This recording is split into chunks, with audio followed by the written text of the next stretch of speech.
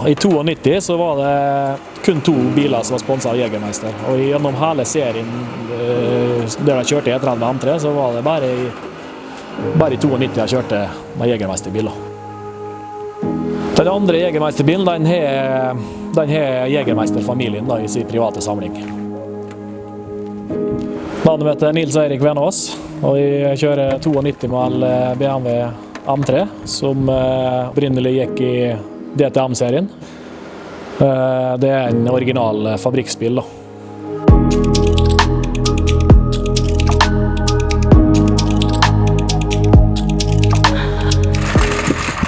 Jeg har et motto, og det er ikke så nøye bare akkurat.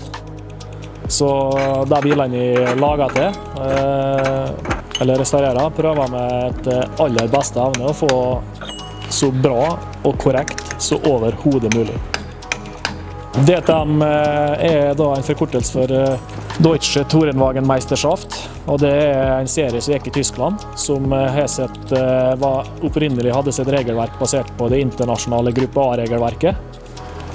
Der gikk denne bilen her, og det er en 92-mal som er det siste året BMW satset med E30 M3, så dette her er på en måte den absolutt siste evolusjonen og det skarpeste våpenet jeg hadde i sin kasse på det tidspunktet.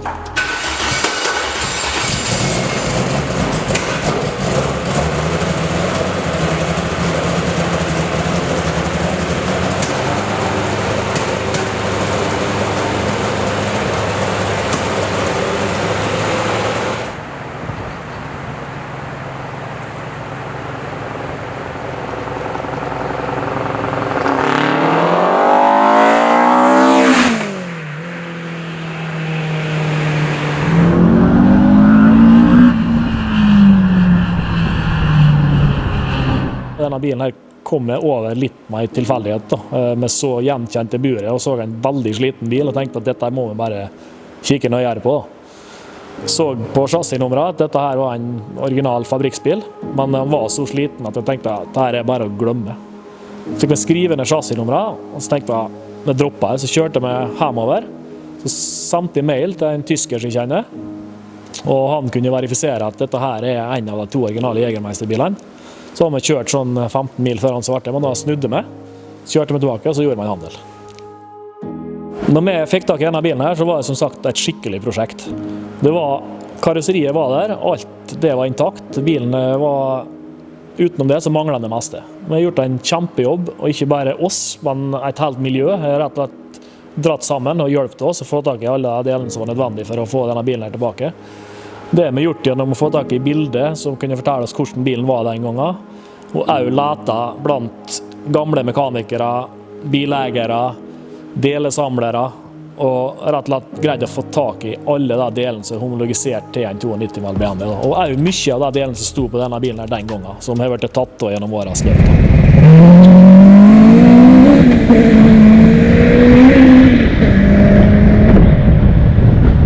En 92 med BMW DTM M3, den er det ypperste du kunne få. Da hadde jeg kommet på en siste rekke av evolusjon. Da kjørte jeg med 2,5 liters motor, 4 sylindere. 385 hester er det oppgitt det, men i kvalifisering så kjørte jeg gjerne med en motor som kunne tåle mye mer turtall. Jeg hadde oppi 400-410 hester på det aller meste.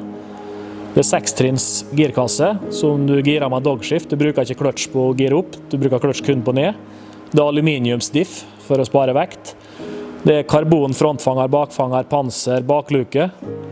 Du har for den tida et relativt moderne innsprøytningssystem, programmerbart, som de kunne brenne nye skipper på og putte inn alt etter hvilken bane jeg var på, hvordan jeg skulle kjøre og hvilket innsug jeg skulle bruke, osv. osv. Det er BBS magnesiumfelger. Det er AP Racing 355 mm bremse foran, 304 mm bak.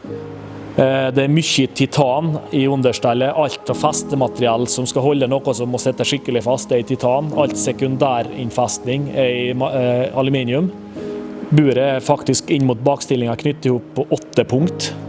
Innvendig ene av bilen er relativt enkel. Du har en karbonstol som er laget av Recaro, som veier 2,3 kilo. Det er ikke til å tro før du løfter på den, men det er den. Instrumenteringen kunne jo være mellom den gangen 2 forskjellige instrumenteringer. Denne bilen her har analog instrument. Så det viktigste der er turtaleren, og den jobber best mellom 7 og 9.500 omdreininger. I bagasjerommet har du bensintanken, og så har du en fødepumpe og et filter. Så enkelt er det.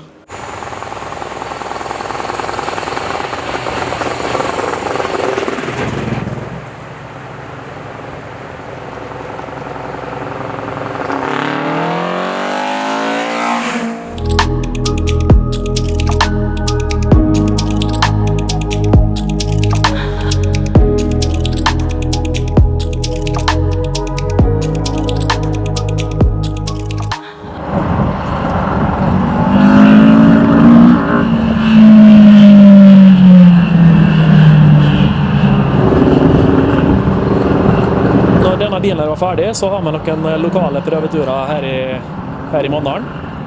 Da var hele målet vårt å komme oss på Oldtimer Grand Prix. Kjørte der 4 dagers til ende, cirka en time, halvannen time for dag, uten ett feilslag. Vi kom på 3. plass i konkurransen vi deltok i. Og det var rett og slett, det var første tur ut. Det var første gangen jeg hadde kjørt min egen DTM-bil på ringen over alle ringer, der den hører hjemme.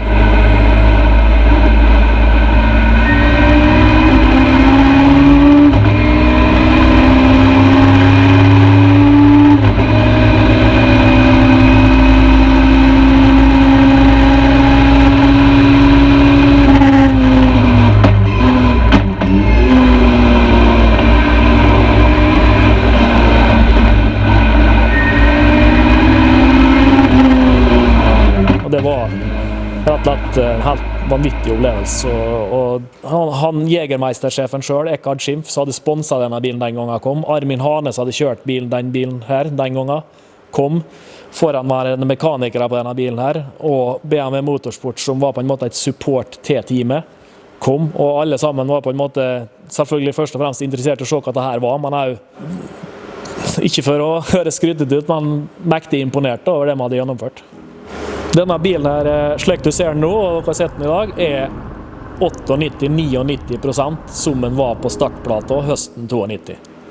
Det som avvik per i dag, det er at den har glassvindu på de fleste plasser, framfor Lexan, som den skal ha. Siden man bor i Norge og er utsatt for regn og slik, så er på en måte det er mer tilgivelig med glass enn Lexan. Utenom det så er bilen spot on.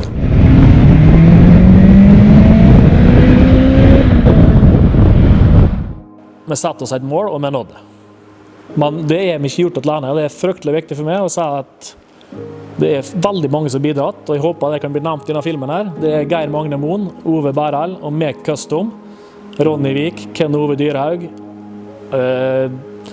familie selvfølgelig, så har jeg tatt til takke med mange timer i denne garasjen her, og rett og slett folk rundt hele verden som har bidratt med alt fra dele spor til bilde og informasjon, og det var helt utrolig. En reise som ikke kan beskrives nesten.